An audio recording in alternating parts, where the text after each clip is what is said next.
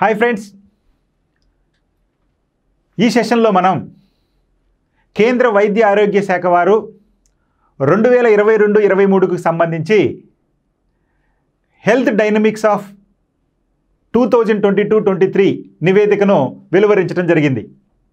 ఈ నివేదిక ప్రకారం మన ఆంధ్రప్రదేశ్లో జనసాంద్రత 2011 జనాభా లెక్కలతో పోల్చుకుంటే పెరిగిందని, అదేవిధంగా జనాభా మొత్తం, ఇక జననాల రేటు, మరణాల రేటు, అదేవిధంగా శిశు మరణాల రేటు మొదలైనటువంటి ఆరోగ్య సంబంధమైనటువంటి విషయాలకు సంబంధించి ఒక డేటాను వెలువరించడం జరిగింది.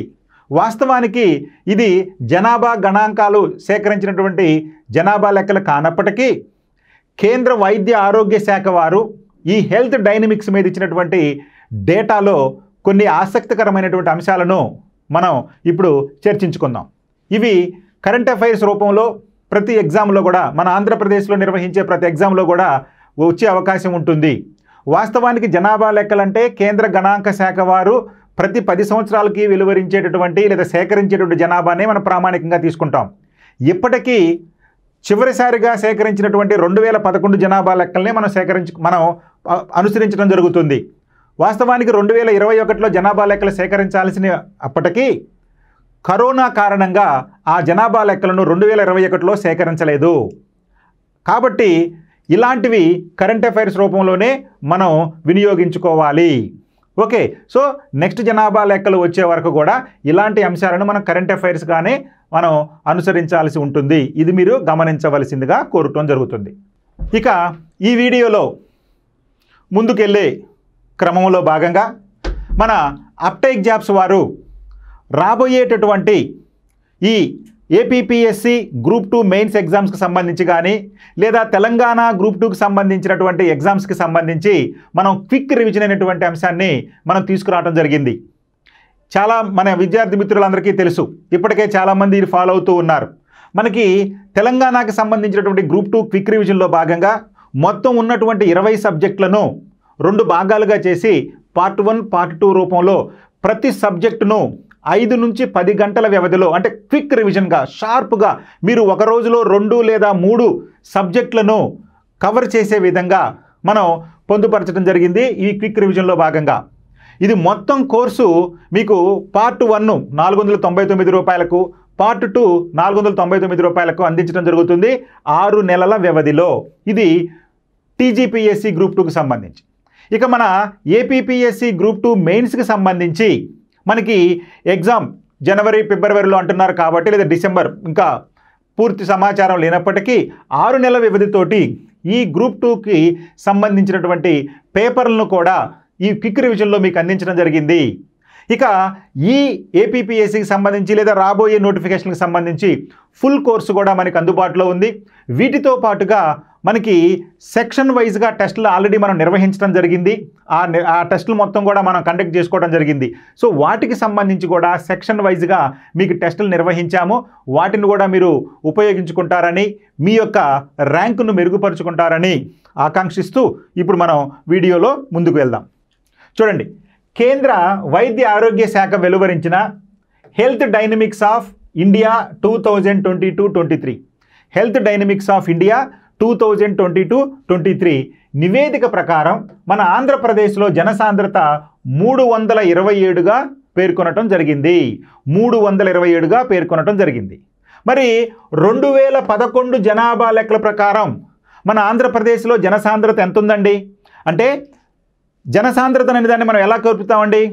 ప్రతి చదరపు కిలోమీటర్కు ఎంతమంది జనాభా ఉన్నారు అని చెప్పేదే జనసాంద్రత. అంటే జనసాంద్రత అంటే ప్రతి చదరపు కిలోమీటర్కు ఎంతమంది జనాభా ఉన్నారు అని చెప్పేదే జనసాంద్రత.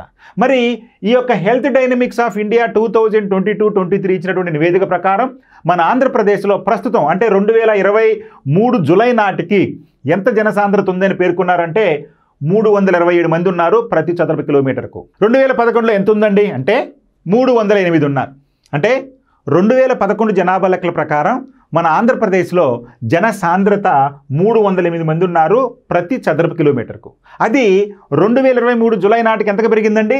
327కు పెరిగింది. ఇక్కడ మనం గుర్తుపెట్టుకోవాలి, అంటే జనసాంద్రత పెరిగింది అంతే కదా. ఈ 10 సంవత్సరాల్లో జనాభా పెరిగింది.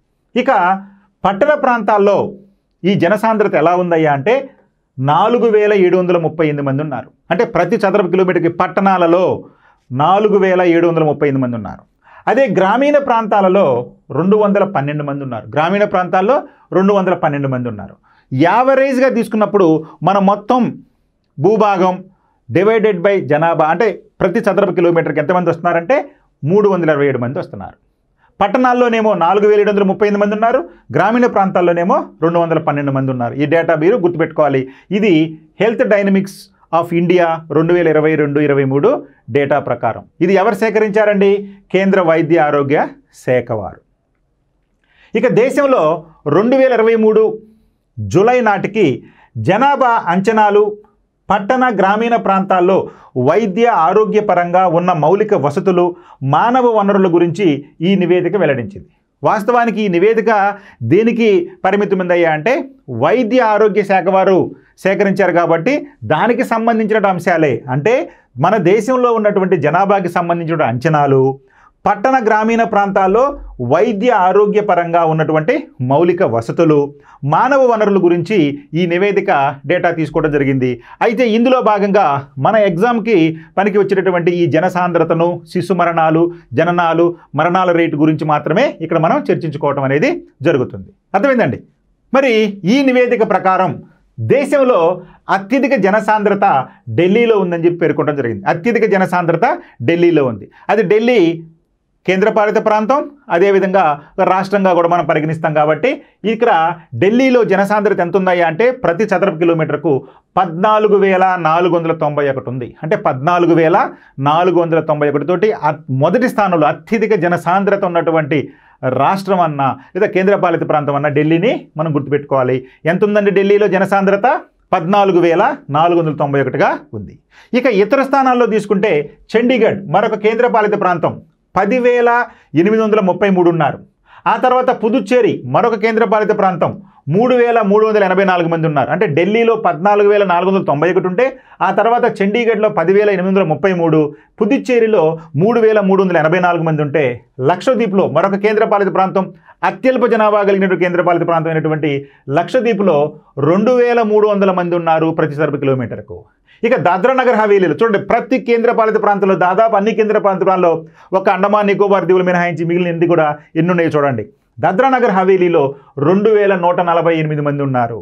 ఇక రాష్ట్రాల వైపు వచ్చేసరికి బీహార్ రాష్ట్రంలో అత్యధికంగా 1,353 మంది ఉన్నారు ప్రతి చదరపు కిలోమీటర్కు. పశ్చిమ బెంగాల్లో 1,118 మంది ఉన్నారు.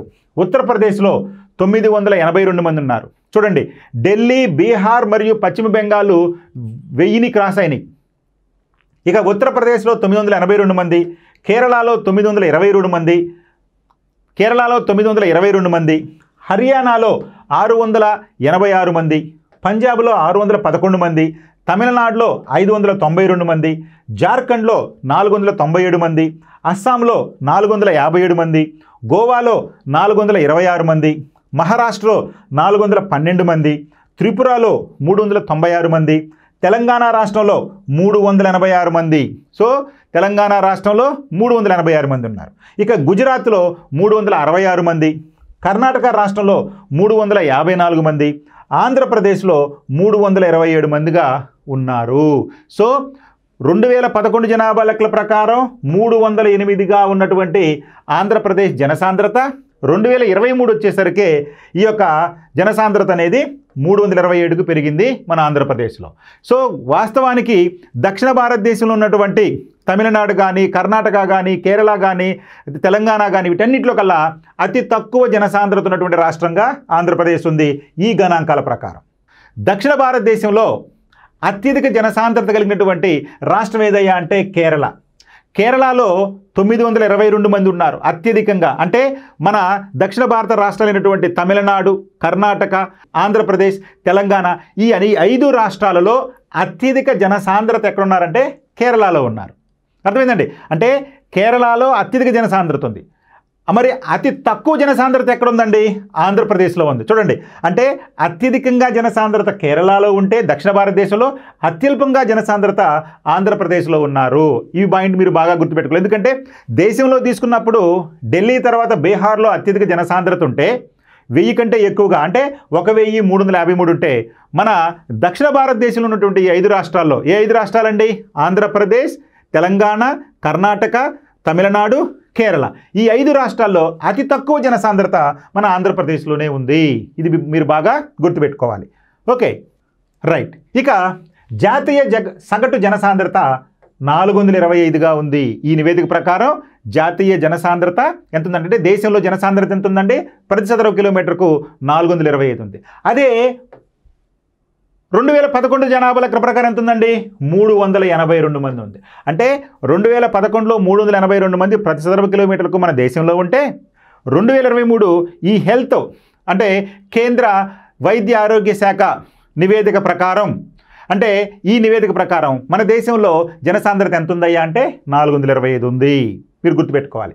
ఇక దేశంలో మొత్తం జనసాంద్రత విషయంలో ఆంధ్రప్రదేశ్ 21వ స్థానంలో ఉంది. ఇందాక మనం మొత్తం చెప్పుకున్నాం కదా, అన్ని రాష్ట్రాలు మొత్తం చెప్పుకుంటే అసలు దక్షిణ భారతదేశంలోని రాష్ట్రాల్లోనే అతి తక్కువ జనసాంద్రత ఎక్కడుందంటే మన ఆంధ్రప్రదేశ్లో ఉంది. కాబట్టి ఆ అత్యధిక జనసాంద్రత ఉన్నటువంటి ఈ యొక్క రాష్ట్రాల వరుస తీసుకుంటే మనం 21వ స్థానంలో ఉన్నాము. ఇక గ్రామీణ పట్టణ జనసాంద్రతలో 16వ స్థానంలో ఉన్నాము దేశంలో. ఓకేనండి, రైట్. ఇక 2023 జూలై 1 నాటికి రాష్ట్ర జనాభా 2023 జూలై 1 నాటికి రాష్ట్ర జనాభా 5,32,17,000 మంది. అంటే 5,32,17,000 మంది జనాభా ఉన్నారు మన ఆంధ్రప్రదేశ్లో 2023 జూలై 1 నాటికి. ఇక ఇందులో గ్రామీణ జనాభా 3.37 కోట్లు ఉండగా పట్టణ జనాభా 1.95 కోట్లు ఉన్నారు. అంటే పట్టణ జనాభా కంటే గ్రామీణ జనాభానే ఎక్కువగా ఉన్నారు. ఇక 2011 జనాభా లెక్కల ప్రకారం రాష్ట్రంలో గ్రామీణ జనాభా 70.4% ఉంటే నేడది 63.3%కి తగ్గింది. అంటే దీనిని బట్టి మనకి ఏమర్థమవుతుందండి? గ్రామీణ జనాభా తగ్గుతూ ఉంది. 2011లో మొత్తం జనాభాలో 70.4% ఉన్నటువంటి గ్రామీణ జనాభా 2023 ఈ డేటాకు వచ్చేసరికి కేవలం 63.3%కి గ్రామీణ జనాభా పడిపోయింది. ఇక దశాబ్ద కాలంలో అంటే 2011 నుంచి 2023 వరకు రాష్ట్ర జనాభా 38,30,201 మంది పెరగడం జరిగింది. అంటే మొత్తం జనాభాలో ఇది 7.75% జరిగింది. అంటే ఈ దశాబ్ద కాలంలో మన ఆంధ్రప్రదేశ్లో పెరిగినటువంటి జనాభా ఎంతయ్యా అంటే 38,30,201 మంది పెరగటం జరిగింది.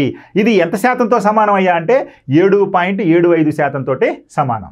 ఇక పట్టణ జనాభా ఎంత పెరిగారు అయ్యా అంటే 49,06,590 మంది, అంటే 33.58% పెరగగా గ్రామీణ జనాభా 10,76,389 పెరిగారు. అంటే 10,76,389 మంది పెరిగారు. అంటే ఇది గత దశాబ్దంతో పోల్చుకుంటే గ్రామీణ జనాభా -3.09% తగ్గింది.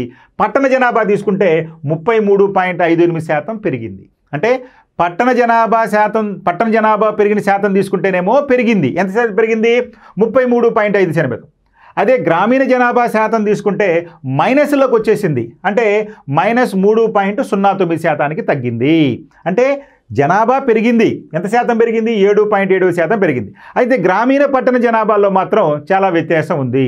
పట్టణాల్లోనేమో 33.58% పెరిగితే గ్రామీణ జనాభా వచ్చేసి -3.09% తగ్గింది. ఇక 2020 నాటికి రాష్ట్రంలో జననాల రేటు అంటే బర్త్ రేట్స్ అంటాం 15.7%గా ఉంటే అది గ్రామీణ ప్రాంతాల్లో 16%, పట్టణ ప్రాంతాల్లో 15%గా ఉంది. యావరేజ్గా తీసుకున్నప్పుడు 15.7% ఉంది. అంటే జననాల రేటు మన రాష్ట్రంలో 2020 నాటికి 15.7% ఉంటే అది గ్రామీణ ప్రాంతాల్లో కొద్ది ఎక్కువగా అంటే 1% ఎక్కువగా 16% ఉంటే పట్టణ ప్రాంతాల్లో 1% తక్కువగా అంటే 15%గా నమోదైంది. ఇది జననాల రేటుకు సంబంధించిన విషయాలు. ఇక మరణాల రేటు ఎట్టుందండి? మరణాల రేటు తీసుకుంటే 6.3% ఉండగా ఇది గ్రామీణ ప్రాంతాల్లో 7% గాను పట్టణ ప్రాంతాల్లో 4.9% గాను ఉంది. అంటే మరణాల రేటు పట్టణాల్లో తక్కువగా ఉంది, గ్రామీణ ప్రాంతాల్లో ఎక్కువగా ఉంది. సరాసరి తీసుకుంటే 6.3% ఉంది. ఇక శిశు మరణాలు, ఇన్ఫాంట్ మోర్టాలిటీ 24%గా ఉంది. 24%గా ఉంది. అంటే ప్రతి లక్ష మంది జననాలలో 24%. శిశు మరణాలు 24% ఉంటే అది గ్రామీణ ప్రాంతాల్లో 26%, పట్టణ ప్రాంతాల్లో 18%గా ఉంది. అంటే శిశు మరణాల రేటు మనకి, అంటే శిశు మరణాలను ప్రతి లక్ష మంది జననాలకు ఎంతమంది చనిపోయారు అని చెప్పేదే శిశు మరణాలు. కాబట్టి 24% ఉంది. అది పట్టణ ప్రాంతాల్లో 18%, గ్రామీణ ప్రాంతాల్లో 26%గా ఉంది. ఇక రాష్ట్రంలో 2023 జూలై నాటికి 22,22,127 మంది గిరిజన జనాభా ఉన్నట్లు కూడా ఈ నివేదిక పేర్కొనడం జరిగింది. అంటే మన రాష్ట్రంలో గిరిజన జనాభా మనకి 2023 జూలై నాటికి ఎంతమంది ఉన్నారయ్యా అంటే 22,22,127 మంది గిరిజనులు ఉన్నట్టుగా ఈ నివేదిక, ఆరోగ్య శాఖ వారి నివేదిక పేర్కొనడం జరిగింది. Okay, thank you.